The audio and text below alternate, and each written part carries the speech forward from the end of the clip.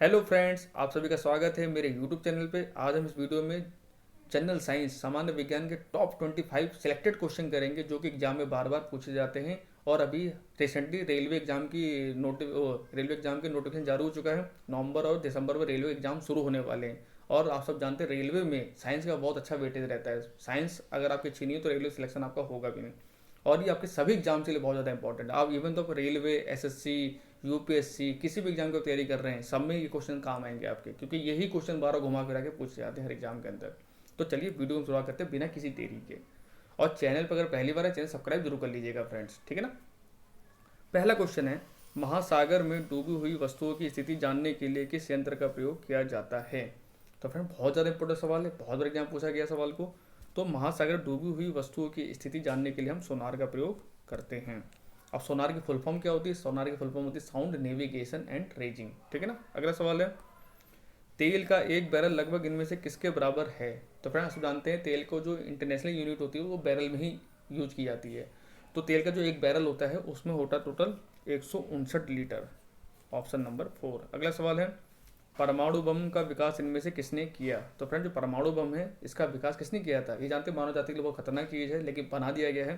तो परमाणु बम का जो विकास किया था वो किया था जे रॉबर्ट ओपेन हीमर ने। Option number 3। अगला सवाल है, एक डेका लीटर इनमें से कितना होता है। तो फिर जो एक डेका लीटर होता है, डेका में टोटल 10 लीटर होते हैं। तो राइट आंसर होगा हमारा 10 लीटर। तो मेजर और यूनिट से अच्छे खासे सवाल पूछे जाते हैं एग्जाम के अंदर, तो इसको जरूर आप कवर करके जाइएगा। अगला सवाल है, अल्बर्ट आइंस्टीन को किस वर्ष में भौतिक में नोबेल पुरस्कार दिया गया था। वेरी वेरी इंपॉर्टेंट सवाल है। तो अल्बर्ट आइंस्टीन को उनकी एक थ्योरी थी ई बराबर एम सी स्क्वायर, सापेक्षता का सिद्धांत उन्होंने दिया था, इसके लिए उनको नोबेल प्राइज दिया गया था। तो उनको नोबेल प्राइज दिया गया था 1921 में। Option number 2। अगला सवाल है, इलेक्ट्रॉन का द्रव्यमान एम में कितना होता है। तो फ्रेंड इलेक्ट्रॉन का जो द्रव्यमान होता है एम में वो 0.51 होता है। और इलेक्ट्रॉन कैसा चार्ज होता है? इलेक्ट्रॉन हमारा निगेटिव चार्ज होता है, ठीक है ना। अगला सवाल है, निम्नलिखित में से भूकंप की तीव्रता किससे मापी जाती है। हाइड्रोमीटर, सिस्मोग्राफ, बैरोमीटर या पॉलीग्राफ। तो फ्रेंड जो भूकंप की तीव्रता होती है वो नापी जाती है सिस्मोग्राफ से। Option number 2। हाइड्रोमीटर से क्या नापा जाता है? बैरोमीटर से क्या नापा जाता है? तो हाइड्रोमीटर से हम नापते हैं ह्यूमिडिटी, बैरोमीटर से क्या नापते हैं? एटमॉस्फेरिक प्रेशर, ठीक है ना। और पॉलीग्राफ जानते हैं जो झूठ पकड़ने की जो मशीन होती है, इसका मैक्सिमम यूज पुलिस वाले करते हैं, तो पॉलीग्राफ किया जाता है उनका। अगला सवाल है, निम्नलिखित में से बैटरी का आविष्कार किसने किया। तो फ्रेंड्स जो बैटरी है जिसका आप यूज करते हैं, तो इसका आविष्कार किया था वोल्टा ने। Option number 2। अगला सवाल है, प्लांक नियतांक निम्न में से कितना होता है। तो फ्रेंड जो जी की वैल्यू होगी, प्लांक नियतांक हो गया, एच, लैम्डा, ये सब आपकी उसको वैल्यू आपको फिजिक्स में पता होना चाहिए। इनसे डायरेक्ट सवाल पूछे जाते हैं एग्जाम के अंदर, और अगर आपको आता है तो आप एक नंबर कंफर्म हो जाता है। तो फ्रेंड्स 6.63 देखो सभी में दिया हुआ है, यानी 6.63 तो होता ही होता है, लेकिन आपको याद रखना है प्लांक नियतांक में 10 की पावर -34 यानी 34 होता है। तो -34 वाला ऑप्शन हमारा पहला ही है, ऑप्शन नंबर 1। और इसका क्या यूनिट क्या होती है? जूल सेकेंड, ठीक है ना। अगला सवाल है, पायरोमीटर का प्रयोग किस लिए किया जाता है। तो फ्रेंड जो पायरोमीटर है इसका प्रयोग किया जाता है तापक्रम मापने में। Option number 4। अगला सवाल है, निम्न में से गलत युग्म को चिन्हित कर, यानी 3 सही है और एक गलत है, हमको गलत वाले को सिलेक्ट करना है। तो जेम्स वाट ने स्टीम इंजन की खोज की थी, ये सब जानते हैं, बच्चा बच्चा जानता है, सही हो गया। एलेक्जेंडर ग्राहम बेल ने फ़ोन की खोज की थी, टेलीफोन की, ये भी सही है। जेएल बेल ने टेलीविजन की खोज की थी, ये भी सही है। मैडम क्यूरी डायनामाइट, ये आपको अटपटा लग रहा है, डायनामाइट का आविष्कार किसने किया था? अल्फ्रेड नोबेल ने किया था, ना कि मैडम क्यूरी ने। तो यही हमारा गलत है और यही हमारा सही आंसर है। तो अल्फ्रेड नोबेल ने डायनामाइट का आविष्कार किया था, जिसके लिए उनको बाद में बहुत दुख भी हुआ कि ये मैंने संसार को विनाशक चीज़ मैंने बना दी है, इसलिए उन्होंने नोबेल प्राइज़ की स्थापना भी करी, ठीक है। तो नोबेल प्राइज़ की स्थापना कब करी थी? 1901 में, जो कि स्वीडन सरकार के द्वारा दिया जाता है। और अभी हाल ही में घोषणा भी कर दी गई है। और ये छः छः क्षेत्रों में दिया जाता है नोबेल प्राइज़, आप सबको पता होगा, फिजिक्स में, केमिस्ट्री में और मेडिसिन में।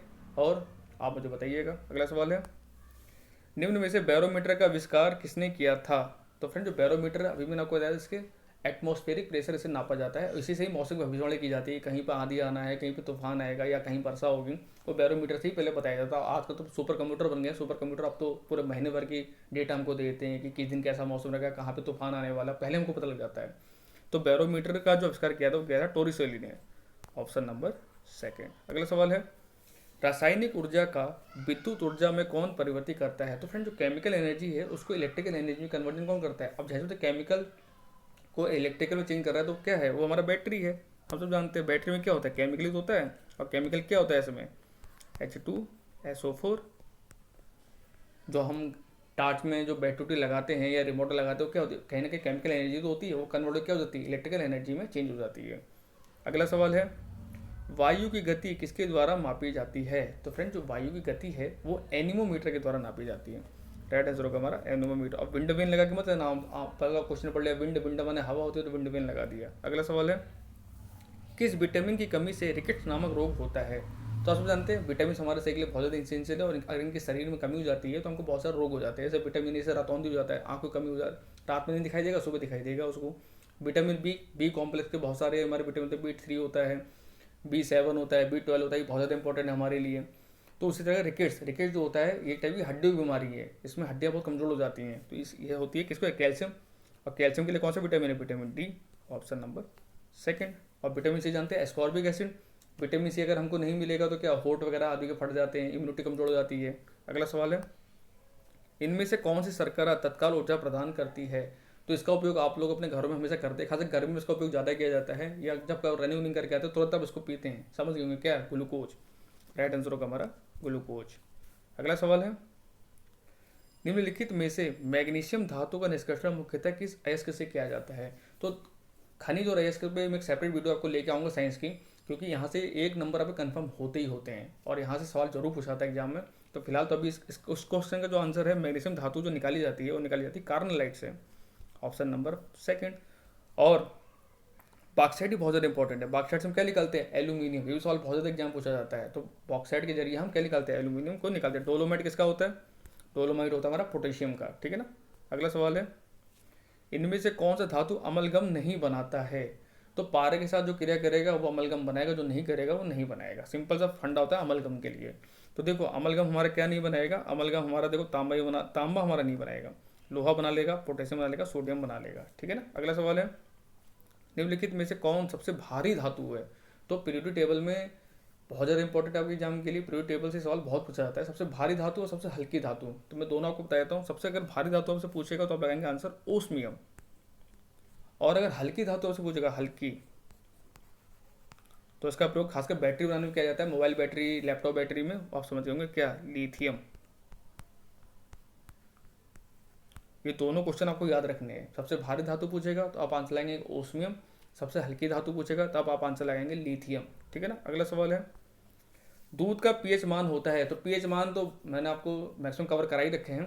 तो दूध का जो पीएच होता है वो होता है 6.6, ऑप्शन नंबर फर्स्ट। और अगर ब्लड का पूछेगा तो 7.4, ये बहुत ज़्यादा पूछा था ब्लड का। 7.4 होता है, यानी हमारा जो ब्लड होता है हल्का क्षारीय होता है। लेकिन 7 आप सबको पता है 1 से लेके 7 तक हमारा क्या होता है? एसिड होता है, और 7 न्यूट्रल होता है, और 7 से लेके 14 तक हमारा बेस होता है, यानी क्षारीय होता है। अगला सवाल है, पेट अथवा शरीर के अन्य आंतरिक अंगों के अन्वेषण के लिए प्रयुक्त तकनीक एंडोस्कोपी किस आधार पर आधारित है? तो एंडोस्कोपी आपने बहुत सुना होगा और आप लोगों ने बहुत लोगों ने कराया भी होगा पेट उठ के लिए। ये मेडिकल लाइन में होता है एंडोस्कोपिंग। तो उसमें किस चीज़ का प्रयोग किया जाता है? इसमें पूर्ण आंतरिक परावर्तन एक घटना होती है, उसी के सिद्धांत पर ये काम करता है, ऑप्शन नंबर सेकंड। और पूर्ण आंतरिक परावर्तन की वजह से ये जो हमारा हीरा है बहुत ज़्यादा चमकदार हमको दिखाई देता है। दूसरा, तीसरी चीज़ पूर्ण आंतरिक परावर्तन का सबसे पूछा था एग्जाम में, मरीचिका, मिरेर, जो मिराज बनता है रेगिस्तानों में, कि पानी उसको दिखाई देता है, ये उसका रीजन ही पूर्ण आंतरिक परावर्तन ही होता है, ठीक है ना। अगला सवाल है, प्रकाश का वेग सर्वप्रथम किस वैज्ञानिक ने ज्ञात किया?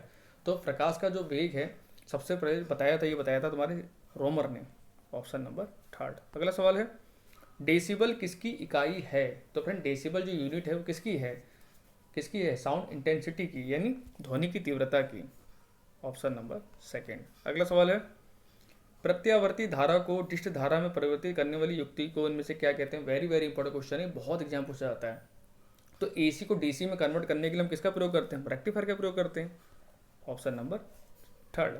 और लास्ट सवाल इस वीडियो का, लोहे के ऊपर जिंक की परत चढ़ाने को निम्न में से क्या कहते हैं? ये भी बहुत एग्जाम पूछा जाता है। तो लोहे की परत, जो लोहे को हम जिंक की परत चढ़ाते हैं उसको हम बोलते हैं गैल्वेनाइजेशन। राइट आंसर होगा हमारा गैल्वेनाइजेशन, ऑप्शन नंबर थर्ड। तो यहाँ टॉप 25 क्वेश्चन समाप्त होते हैं। धन्यवाद आपका वीडियो देखने के लिए, और वीडियो अच्छी लगी तो लाइक शेयर कीजिएगा और सब्सक्राइब जरूर कर लीजिएगा चैनल को।